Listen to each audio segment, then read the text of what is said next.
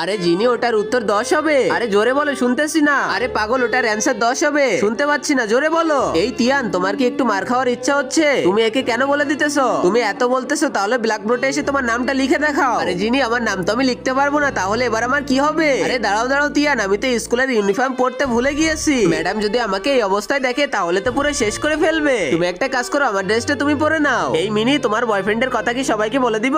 আরে না না, এমনটা কিছু বলো না, তুমি যাও এখান থেকে। আরে চুপ করো, এসো না, এবার চলো আমরা দুইজন একসাথে আসি, সেটা তো তিয়ানের মা জেনে যায়। তিয়ান, এরপরে যদি তুমি জিনির সাথে আসো তাহলে কিন্তু তোমার খবর আছে। তুমি কি জানো না, জিনি তো 10 বছর ধরে এক ক্লাসে আছে। ওই কথাগুলো শুনে তো অনেক খারাপ লাগে, তাই তো আমি চলে যাই। জিনি চলো, আজকে আমরা ডিনারে যাব, কিন্তু ও তোমার সাথে কথা না বলেই চলে যায়। আর এই জিনি, তোমার কি হয়েছে? কেউ কি বিরক্ত করেছে? আমাকে বলো, ওর খবর করে দিব। তোমার মা তোমাকে অনেক কথাই শুনাইছে, কিন্তু সে তো জানে না তুমি পরীক্ষায় শুধু আন্ডা নিয়ে এসো। চলো তাহলে আমি তোমাকে পড়াবো, এরপরে আমরা দুইজন একসাথে আন্ডা নিয়ে আসবো। এরপরে তো আমরা ভালোভাবে পড়াশোনা করে ক্লাসে টপ হনো।